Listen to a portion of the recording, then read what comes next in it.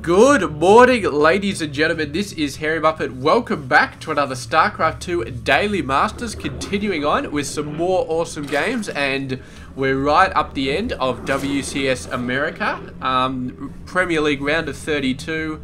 I think this is Group H, so it's the last group in the round of 32, and we're going to start it off with a ZvZ, which we don't see nearly enough of. So let's check out the players. First of all, down the bottom right side of the map is Mr. XiGua. I watched a video before where I saw somebody pronounce it, and I've already forgotten. I think it's XiGua. So yeah, he is 27 years of age, from China, plays for Invictus Gaming. Very, very good stuff. And his opponent up the top right side of the map, Mr. Sen. He is 27 years of age as well. Was the other guy? Yes. So 27 years of age, from Taiwan, plays for Hong Kong Attitude, which is one of the most impressive team names I have ever heard. You can almost think they're like a cartel or some sort of underground gang or something running the streets with a name like that, but they are a Starcraft 2 team, so that is freaking awesome. So yeah, looks like Sen, he did go for the hatch into pool, but he has put out a little bit more lings than Mr. XiGua so far, and he's going to be sending them over with the help of the Queen. There's not really going to be too much. They may get a scout, or they may not even get that if the Queens block off the ramp. Queens thought about blocking off the ramp, and then they're just like, what? It's only 4 of the little bastards? Yeah, we don't really need to block off the ramp, but oh! One of them does manage to get up, does manage to get a full scout, and there's really nothing to be seen over here, so yeah, it doesn't really matter. A Queen is going to finish this guy off. No, he's going to run straight past it, just lavering up that thing. Oh, down it goes. So that is it for that ling, and another ling coming over here. So Sen just sending a few over, looking to see what's going on, and he's obviously, what he's seen is obviously made him very, very happy, because he's building 32 lings. He's just finished ling speed, and now he's getting a Veiling Nest as well. So he wants to be on the offensive. He wants to go out there and really, really start messing Mr. XiGua up, and we'll see how he handles. We've got 3 Evo chambers coming up here.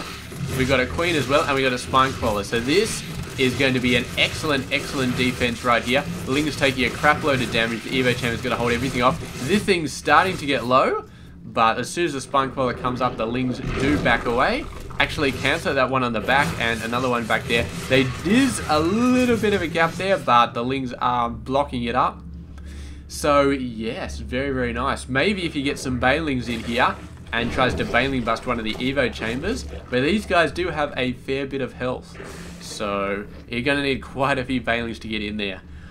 We'll just have to see though. I mean, Sen definitely with the stranglehold on the base at the moment. Oh, managed to get some surround on the Queens. The Spine Crawler goes to work, but the Queens take a lot of damage and actually moves out with a bunch of Lings to fully chase these guys away and hold off. But Mr. Sen has used that advantage, that map advantage he had. He's got the third base coming down, so he's looking in an exceptional position at the moment. XiGua as well, just getting that third base and actually moving around, going to try and counter. I don't think he's going to have enough time to do anything here. He's going to try and force Sen off, but Sen does have the advantage here with that reinforcement advantage. Going to be pushing Mr. XiGua away. He's going to try something. He's going to try. He's got no hope of taking out this base. Absolutely no hope at all. And he may need those Lings, because there are a large stream going over to take out this third base here. And we have almost nothing for Mr. XiGua to actually fence this off, to actually push this off. There's a bunch more Lings coming out, but I don't think, there we go, forcing the cancel. The Queen out in the middle of nowhere does get taken out, and Sen continuing to be in the position in this game, in the front position, doing a great job. And yes, just fantastic.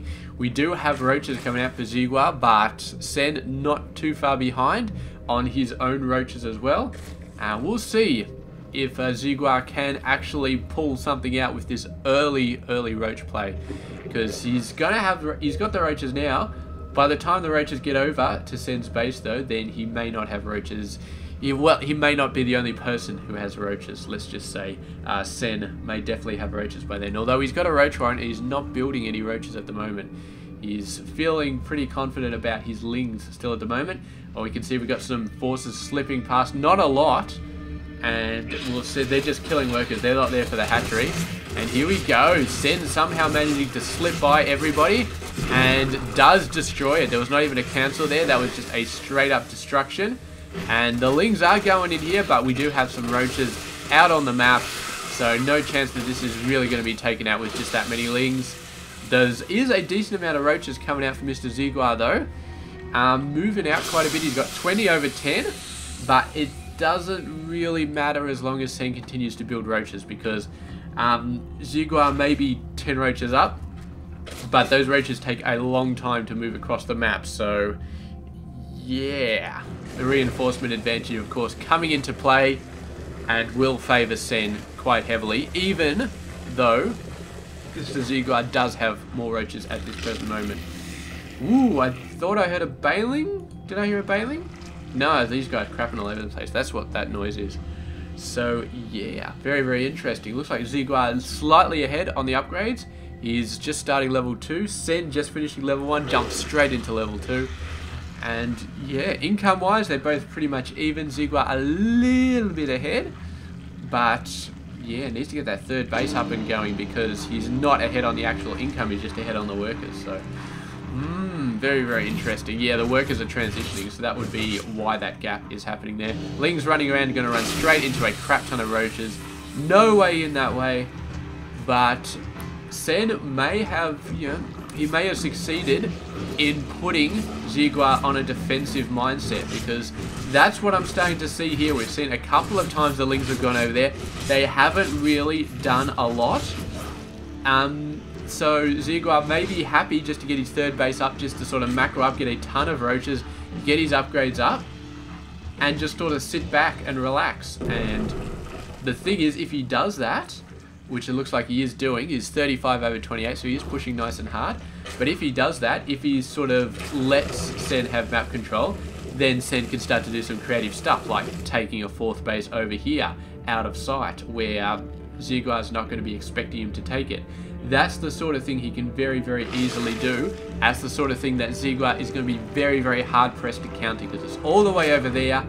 Lings may not get the job done. Roaches will take too long, and if he does send roaches all the way over there, he exposes his third base to a run around through this gap here from Sen's forces. So I think a fourth base up the top left side of the map could be very, very insane. But Sen maybe is keeping an eye on these forces, so he's got to be a little bit worried about the sheer number of roaches that Mr. XiGua is forcing out, although Sen does have a similar number.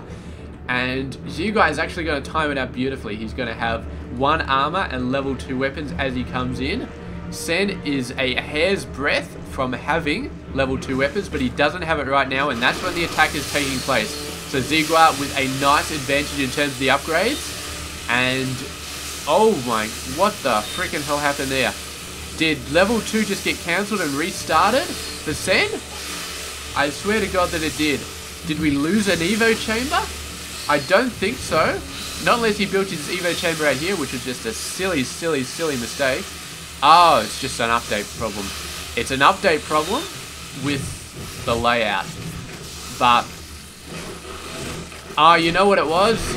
You know what it was? And I've just got to say, brilliant, brilliant play by XiGua. But you know what it was? The bloody Overseer came over onto this Evo chamber and crapped all over it. I am going to double check that, because I am pretty damn sure that's what happened. But we're going to go back and we're going to check that, because if he did that, brilliance, absolute brilliance. He knew the upgrades were this. So here we go. We got 161. So the army is coming in here off the left side. Here comes the Overseer moving across. Here comes the thing. It's almost done. Oh, that's it. Brilliance. Absolute freaking brilliance by Mr. XiGua right there. It's interesting because there's 2 Evo chambers going, and he only crapped on one of them. So how did he know which one was the one doing the weapons? Maybe just a lucky guess.